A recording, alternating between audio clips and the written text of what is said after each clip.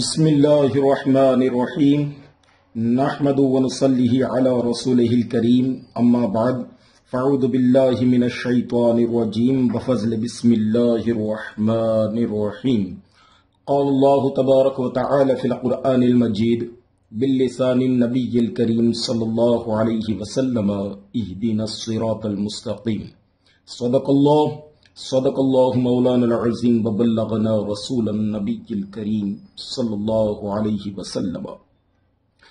آج کی ویڈیو شروع کرنے سے پہلے آئیے سب سے پہلے ہم اور آپ ہمارے پیارے آقا صلی اللہ علیہ وسلم کی بارگاہ میں درود پاک پڑھ لیں۔ اللہم صلی علی سیدنا مولانا محمد بارک وسلم، صلو علیہ صلاۃ وسلام علیک یا رسول اللہ صلی اللہ تعالی علیہ وسلم۔ اہل بیت کے تعلق سے آج کا یہ جو ویڈیو ہے یہ تیسرا پارٹ میں ریلیز ہو رہا ہے۔ پہلے پارٹ میں ہم نے اہل بیت کرام کو قرآن کی آیتوں کے اعتبار سے دیکھا، اس کے تفاسیر کے اعتبار سے دیکھا، شان نزول کے اعتبار سے دیکھا۔ دوسرے پارٹ کو آپ نے دیکھا جس کے اندر ہم نے اہل بیت کرام کو احادیث نبویہ صلی اللہ علیہ وسلم کی روشنی سے دیکھا، جس میں خصوصی طور پر مسلم شریف، ترمذی شریف، ان کتب کی احادیث کو اس میں ذکر کیا گیا۔ جس نے ابھی تک ان ویڈیوز کو نہ دیکھا ہو وہ احادیث کے ذریعے سے اہل بیت کرام کی تعظیم اور توقیر کو وہاں اس ویڈیو میں سمجھ سکتا ہے۔ بہرحال آج کے ویڈیو کا جو موضوع ہے وہ یہ ہے کہ اہل بیت کرام ہمارے اکابرین کی نظر میں، ہمارے اکابرین کے اقوال کیا تھے، اہل بیت کے تعلق سے وہ کس درجے کی محبت فرمایا کرتے تھے اہل بیت کرام کو۔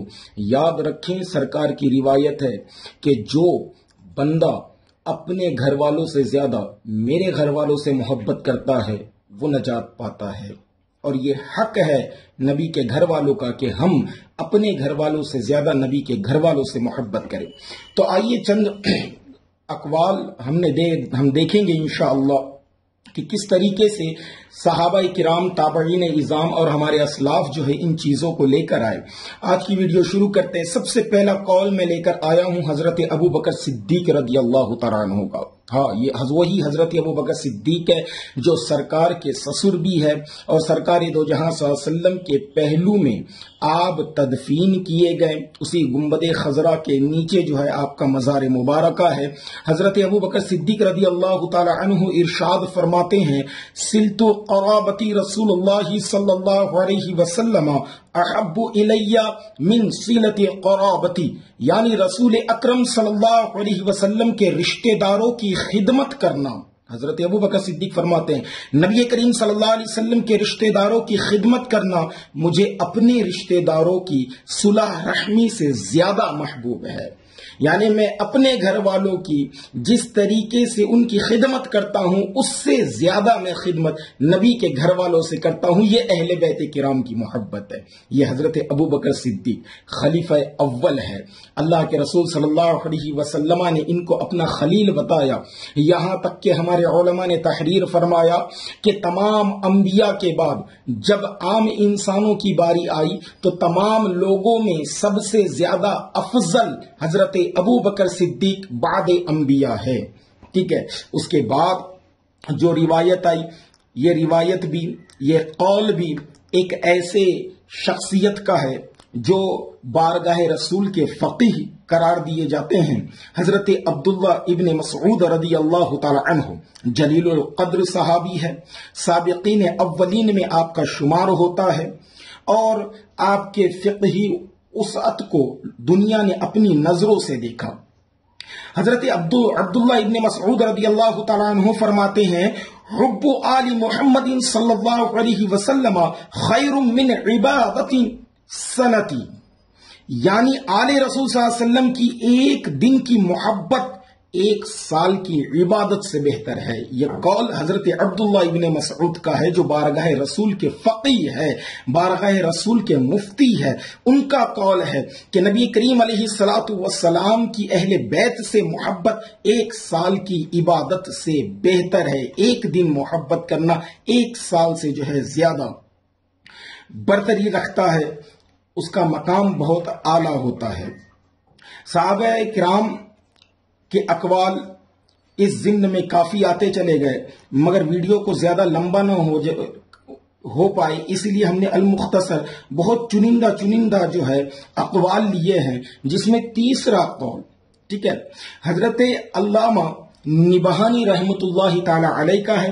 हजरत अल्लामा निबहानी, देखिए सबसे पहले इनको थोड़ा सा समझ ले, क्योंकि अक्सर लोगों को ये खदशा होता है कि जो चीजें हम लाते हैं तो ये कहां से है, कैसे है, ये कौन है।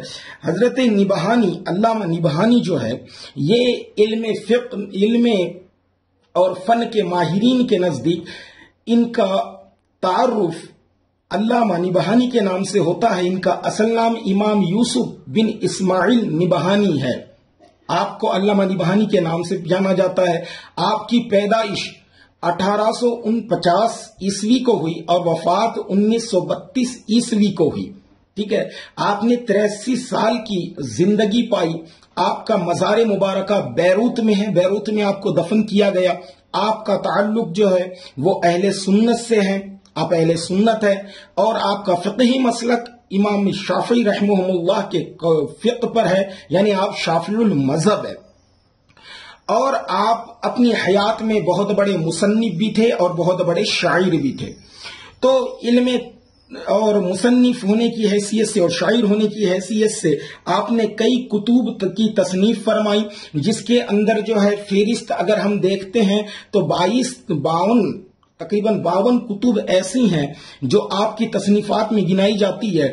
जो सबसे मोतबर आपकी और जो सबसे मशहूर ज़माना किताब है, उसका नाम है अशरफुल मुअद्दब लि आली मोहम्मद। ये कौल इसी किताब से मैंने नकल किया। हजरत अल्लामा निबहानी रहमतुल्लाह ताला अलैह तहरीर फरमाते हैं कि इमाम शाफ़ी रज़ियल्लाहु ताला अन्हु सरकार अक़दस सल्लल्लाहु अलैहि वसल्लम की आले पाक से बहुत मोहब्बत फरमाया करते थे, बहुत मोहब्बत करते थे। और आपकी इसी जज्बे मोहब्बत के सबब आपको बगदाद ले जाया गया। तो जब आप बगदाद ले जाए गए, उनके पैरों में बेड़ियां डाली गई थी, बल्कि अहले बैते रसूल सल्लल्लाहु अलैहि वसल्लम से उनकी मोहब्बत यहां तक पहुंची कि कुछ लोगों ने उन्हें राफ़िदी कह दिया था। इमाम शाफी को राफ़िदी कह दिया था। राफ़िदी के होने की तोहमत जो है अहले बैते मुस्तफ़ा सल्लल्लाहु अलैहि वसल्लम से मोहब्बत के एवज में आपको लोगों ने राफ़िदी कहना शुरू कर दिया था। तो आपने उनको जवाब देते हुए, यानी वो लोग जिन्होंने ये तोहमत लगाई थी कि इमाम शाफी राफ़िदी हो चुके हैं, आप उनके ताल्लुक से फरमाते हैं लौकान रिफ़वन हुब्बु आली मुहम्मदी फल यशहद तक़लानी अन्नी राफ़िदियुन, यानी अगर आले रसूल सल्लल्लाहु अलैहि वसल्लम की मोहब्बत ही का नाम राफ़िदी होना है तो जिन और इंसान गवाह हो जाओ कि इस माना में बेशक मैं राफ़िदी हूं। हाँ, आप फरमाते हैं अहले बैत से मोहब्बत करना ये राफ़िदियों की अलामत नहीं, ये तो अहले सुन्नत वल जमात का हक है कि हकीकी तौर पर तो अहले सुन्नत वल जमात ही एक ऐसी जमात है जो अहले बैत किराम से सच्ची और पक्की मोहब्बत करती है। और जोश अकीदत और जज्बा मोहब्बत में अहले बैत रिसालत सल्लल्लाहु अलैहि वसल्लम को मुखातब करते हुए इमाम शाफ़ी रहमहुल्लाह फरमाते हैं, जिसको अल्लामा इमाम यूसुफ बिन इस्माइल निबहानी ने अपनी किताब अशरफुल मुअद्दब लि आली मोहम्मद में तहरीर फरमाया, या अहल बैती रसूलुल्लाहि हुब्बुकुम फर्दुम मिनल्लाहि फिल कुरआनी अंज़लहु, यानी ए रसूलुल्लाह सल्लल्लाहु अलैहि वसल्लम की अहले बैत, आप लोगों की मोहब्बत अल्लाह ताला की तरफ से फर्ज है। और ये हुक्म खुदाए जुल जलाल ने कुरान मजीद में नाजिल फरमाया, जो आयत मुबारका है सूरत शोरा और आयत मुबारका है 23 नंबर। इस आयत मुबारका में अल्लाह रब्बुल इज्जत ने फरमाया, कुल ला अस्अलुकुम अलैहि अजरन इल्लल मुवद्दत फिल कुर्बा, यानी ए महबूब सल्लल्लाहु अलैहि वसल्लम, यानी ए महबूब तुम फरमाओ कि मैं उस पर तुम लोगों से कुछ उजरत नहीं मांगता मगर कुराबात की मोहब्बत। ये इमाम शाफी का जज्बा मोहब्बत था। और आले रसूल सल्लल्लाहु अलैहि वसल्लम की अजमत व बुजुर्गी जाहिर करते हुए इमाम शाफी रहमहुल्लाह इरशाद फरमाते हैं, यकफीकुम मिन अज़ीमिल फ़ख्रि अन्नकुम मल्लम युसल्ली अलैकुम ला सलात ला, यानी ए आले रसूल सल्लल्लाहु अलैहि वसल्लम, आप लोगों के लिए ये अजीम फख्र काफी है कि जो शख्स आप पर दुरूद नहीं भेजता उसकी नमाज नहीं होती। हाँ, ये इमाम शाफी ने फरमाया, मगर इमाम शाफी के मसलक के अंदर इमाम शाफी के एक मरजूह कौल के मुताबिक दुरूद अहले बैत पर ना पढ़ने से नमाज सही नहीं होती है, इसका एतबार किया गया है। ठीक है, और इसके ताल्लुक से हमारे दीगर असलाफ के कलमों को, उनकी कुतुब को अगर हम देखें तो हमें पता चलता है कि दुनिया के अंदर एक ऐसी शख्सियत पैदा हुई जिनका नाम अब्दुल वहाब शेरानी रहमतुल्लाहि ताला अलैह है। ठीक है, अब ये क्या है? अब्दुल वहाब शेरानी एक अजीम सूफी बुजुर्ग है और कई किताबों के मुसन्निफ है।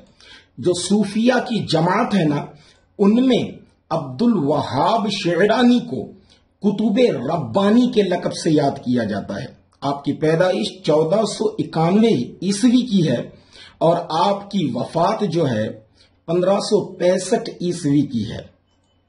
आपकी पूरी उम्र शरीफ 74 साल की हुई।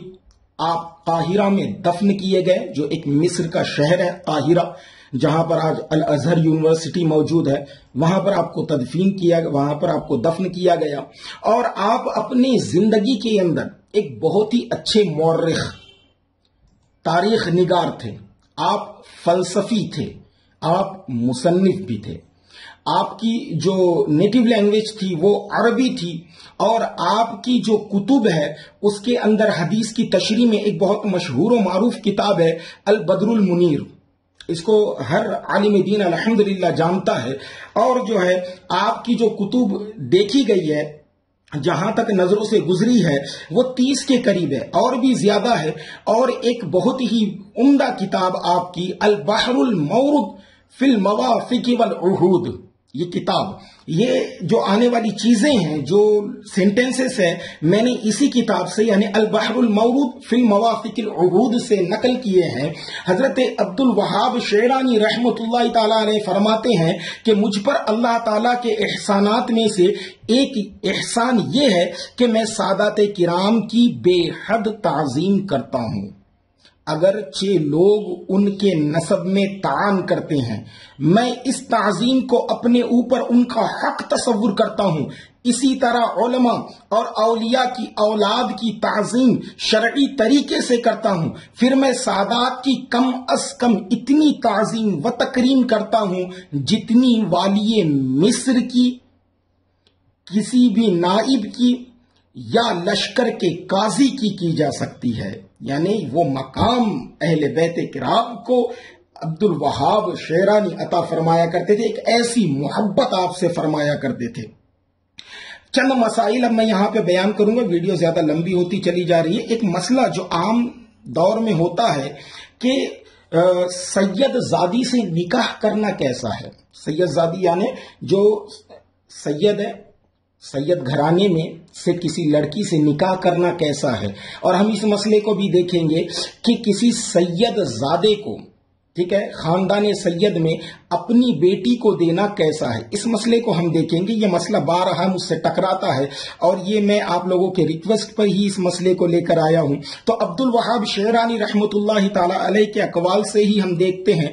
फरमाते हैं सादात किराम के आदाब में से है कि हम उनसे उम्दा बिस्तर, ठीक है, हम उनसे उम्दा बिस्तर, आला मर्तबे, उनसे उम्दा बिस्तर, आला मर्तबे और बेहतर तरीके पर न बैठें। इसका मतलब यह है कि अगर अहले बैत किराम में यानी सादात किराम में अगर कोई हमारे पास में आ जाए तो हम सादात किराम को जो बिस्तर दिया गया है उससे बेहतर बिस्तर पे हमें बैठना जायज नहीं है। और आला मर्तबे पर बैठना यानी सादत सैयदजादा कोई नीचे बैठा है और आप बिल्कुल ऊपर बैठे हो, ये दुरुस्त नहीं है। और आप ही के कौल से ये भी बात साबित होती है कि बेहतर तरीके पर हम अहले बैत से न बैठें। उनकी मुताल्लिका या बेवा औरत से निकाह न करें। जो सादात किराम है ان کی متعلقہ یا بیوہ عورت سے نکاح نہ کریں. اسی طرح کسی سید زادی سے نکاح نہ کریں. کوئی اگر سید زادی ہے، سید خاندان کی بیٹی ہے، تو اس سے نکاح نہ کریں. ہاں، اگر ہم میں سے کوئی شخص یہ سمجھتا ہے کہ ہم ان کی تعظیم کا حق ادا کر سکتے ہیں اور ان کی مرضی کے مطابق عمل کر سکتے ہیں تو پھر ان سے نکاح کر سکتا ہے.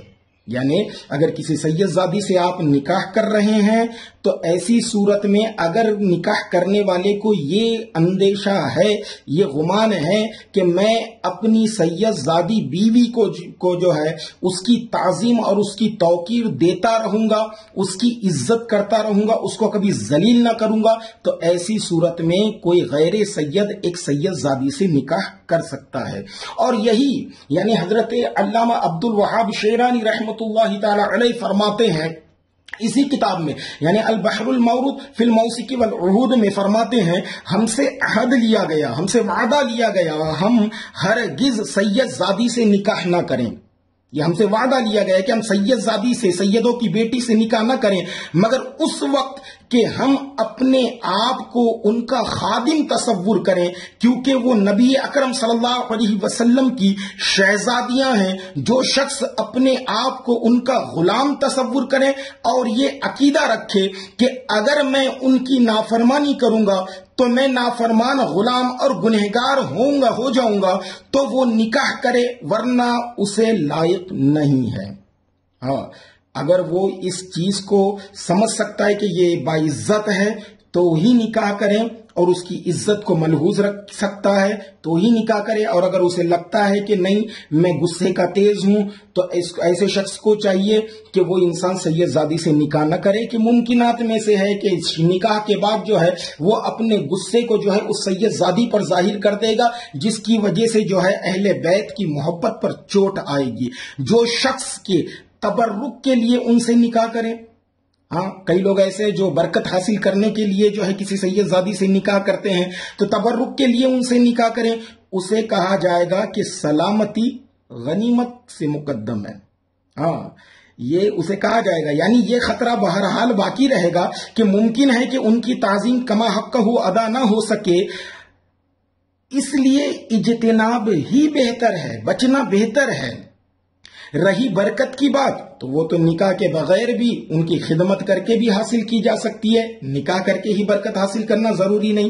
تو یاد رکھیں، اگر سید زادی سے آپ نکاح کر رہے ہیں تو اس چیز کو ذہن میں رکھیں کہ میں اس کی تعظیم کما حقہ کروں گا، ورنہ پتا چلا نکاح کرنے کے بعد اس کے ساتھ ایسا ہی برتاؤ رکھا جیسے عام لوگوں کے ساتھ میں رکھتا ہے، تو یہ اہل بیت کرام کی عزت کو کم کرنا ہو جائے گا. اور فرماتے ہیں کہ ہم سے عہد لیا گیا کہ اگر ہماری بیٹی یا بہن کا جہیز بے شمار ہو اور کوئی ایسے سید اس کے نکاح کا پیغام دے جن کے پاس اس کے مہر اور صبح و شام کے کھانے کے علاوہ کچھ نہ ہو، تو ہم ان سے نکاح کر دیں اور انہیں مایوس نہ کریں. یعنی اگر کوئی سید زادہ ہماری بیٹی کے لیے رشتہ بھیجتا ہے تو ہمیں چاہیے کہ ہم اس کی دولت وغیرہ نہ دیکھیں، اس کے نسب کو دیکھتے ہوئے اپنی بیٹی کو جو ہے اس سید زادے کے نکاح میں دے دیں. کیونکہ یاد رکھیں، اگر آپ کسی سید زادے کو غریبی کے اعتبار سے اگر دیکھ رہے ہیں تو غریبی یہ عیب نہیں ہے جس کی بنا پر پیغام نکاح رد کر دیا جائے، بلکہ غریبی تو شرافت ہے.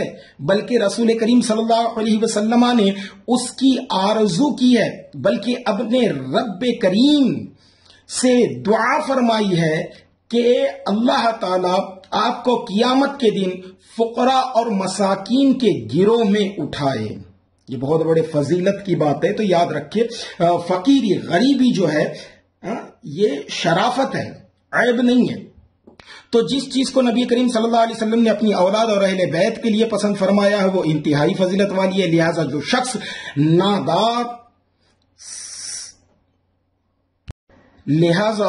شخص نادار سید کو اپنی بیٹی کا رشتہ دینے سے انکار کرے اس پر خدائے عز و جل کی ناراضگی کا خوف ہے. ممکنات میں سے ہیں کہ رب تعالیٰ جو ہے اس سے ناراض ہو جائے۔ اور یہی علامہ شیرانی رحمت اللہ تعالیٰ علیہ فرماتے ہیں، اسی طرح ہم سے وعدہ دیا گیا کہ جب ہم راستے میں کسی سید یا سیدہ کے پاس سے گزریں جو لوگوں سے سوال کر رہے ہو تو ہم انہیں اپنی طاقت کے مطابق پیسے، کھانا یا کپڑا پیش کریں، مگر یہ پیسہ، کپڑا، کھانا جو ہے بطور صدقہ وغیرہ، زکوٰۃ وغیرہ نہ ہو، خوشی سے ہو، ٹھیک ہے؟ یا ان سے عرض کریں کہ ہمارے پاس قیام کیجئے تاکہ حسب استطاعت ہم آپ کی ضروریات شرعیہ پوری کر سکے۔ جو شخص رسول اللہ صلی اللہ علیہ وسلم کی محبت کا دعویٰ رکھتا ہے اس کے لیے یہ بات کس قدر بری ہے کہ وہ آپ کی اولاد کے پاس سے گزریں اور وہ راستے میں سوال کر رہے ہوں مگر یہ شخص ان کے پاس سے جو ہے بغیر کچھ عطا کیے وہاں سے نکل جائے۔ تو یاد رکھو مسلمانوں، اہل بیت کی محبت ہمارے اسلاف نے سکھائی۔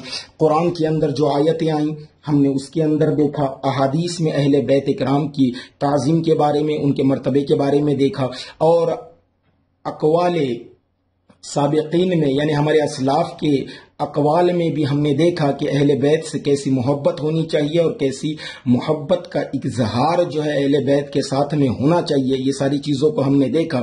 یہ ویڈیوز جو تھی اہل بیت کے تعلق سے 3 پارٹس میں بنی۔ آپ ان تینوں پارٹس کو اچھی طریقے سے سنیں تاکہ اہل بیت کا مسئلہ حل ہو جائے۔ ویڈیوز تھوڑی لمبی ہو جاتی ہے مگر کیا کرے، دلائل کو سامنے رکھنا بہت زیادہ ضروری ہے، خاص کر کے اس دور کے اندر کہ آج ہر انسان اپنی بات جو ہے بلا وجہ منواتا جا رہا ہے۔ اور ایسے عالم میں یاد رکھیں اہل بیت سے محبت کا مطلب جو ہے وہ یہ ہے کہ انسان اپنے گھر والوں سے زیادہ نبی کے گھر والوں کی عزت کرے، اپنے گھر والوں کی تعظیم سے زیادہ اہل بیت کرام کی یعنی نبی کریم صلی اللہ علیہ وسلم کے گھر والوں کی تعظیم کریں۔ یہ ہم پر واجب ہے۔ اللہ ہمیں توفیق نصیب عطا فرمائے۔ انشاءاللہ کل یا پرسوں میں جو ہے ہم امام حسین رضی اللہ تعالی عنہ پر جو ہے ایک ویڈیو کو شائع کریں گے آپ کی سوانح حیات کے تعلق سے۔ وما علینا الا البلاغ، وآخر دعوانا ان الحمد للہ رب العالمین۔